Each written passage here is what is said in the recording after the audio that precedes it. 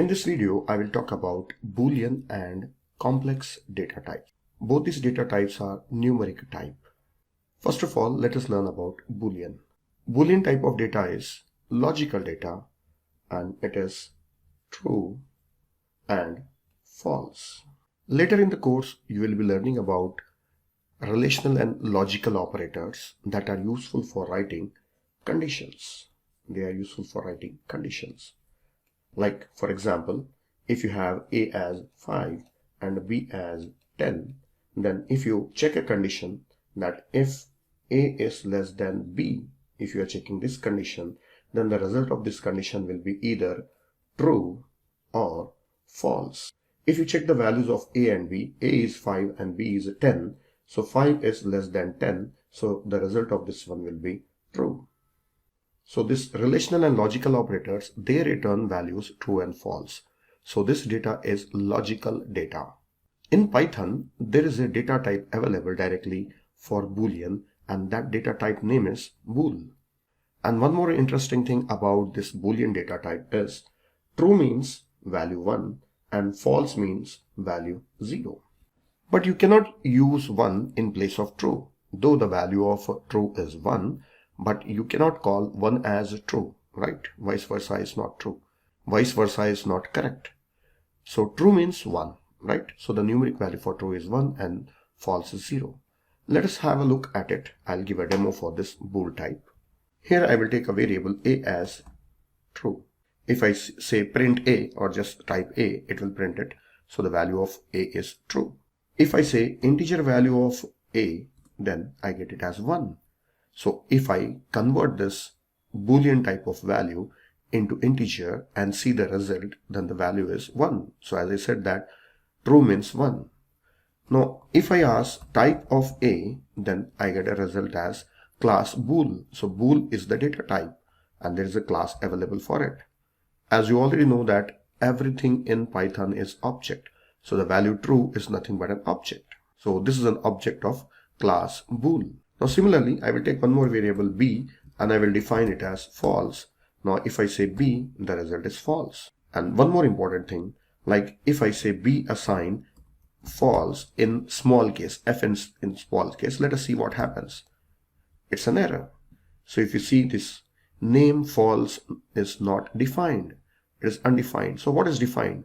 False F capital is defined, and for true also T capital should be there. So this is very important. In case of true, T should be capital. In case of false, F should be capital.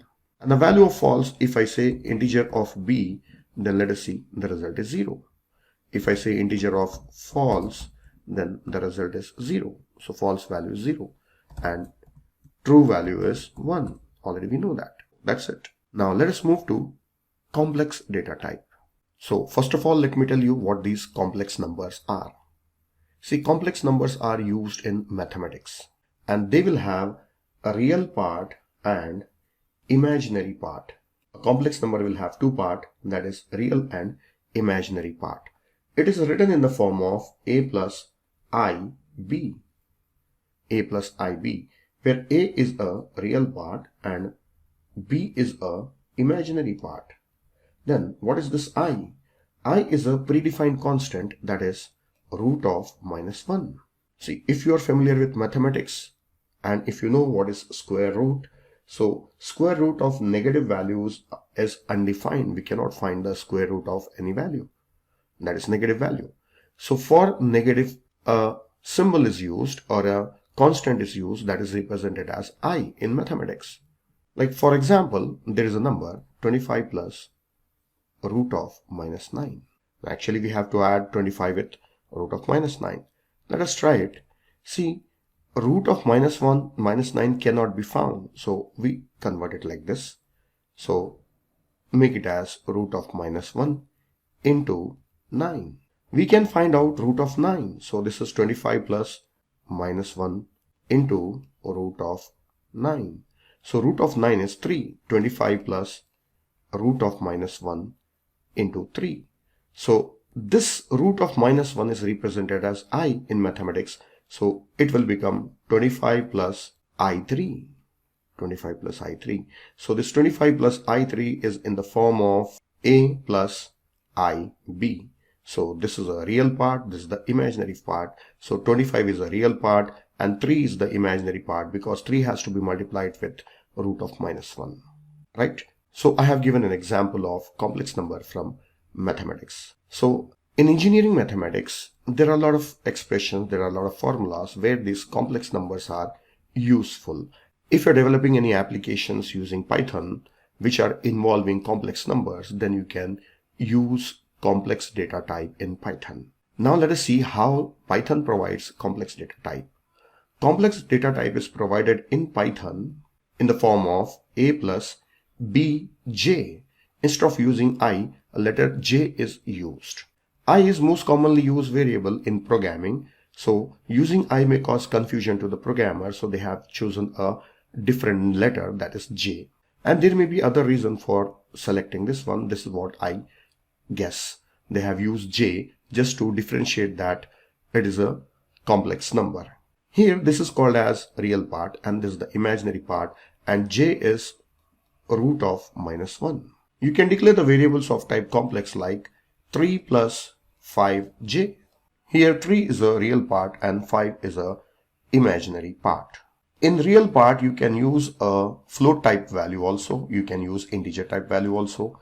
Like 5.9, I can give it as a decimal value, that is float point value, and this is j. So real part is 3.5 and imaginary part is 5.9. Even you can create complex number by using a function complex. 3.5, 5.9. This will create a same complex number. And one more thing about complex number is you can perform the operations like addition, subtraction, multiplication and division. We will be learning about these operations on complex numbers later on. Let us look at the demonstration for complex numbers. I'll declare a variable x as 3 plus 5j. This is a complex number. If I say what is the type of x, let us see what is the answer. I got the answer as the class complex, so it is a data type of complex, and this is an object of type complex. Let us try one more and I check whether it accepts I instead of j. I will use the same values. No, invalid syntax. I is not allowed. You can use only j. Let us take one more complex number with decimal values. 1.22 plus 3.55 capital J. Yes, you can use capital J also. If I say A, I get the result, that is 1.22 plus 3.55. So I have taken both the values as float. I'll create one more by using a function complex and I'll give the value as 12, 9. Now if I print B, I get a 12 plus 9j complex number. I'll create one more object, complex. I'll just try to give only first value 12 and let us see what happens. Yeah, it is creating. Second number is not given. If I just print C, let us see what happens. So it is 12 plus 0j. So to this complex function, if I give only one parameter also, it's creating a complex number with a 0 value for imaginary part. Now let us see the real part and imaginary part of this complex number A, that is 1.22 and 3.5.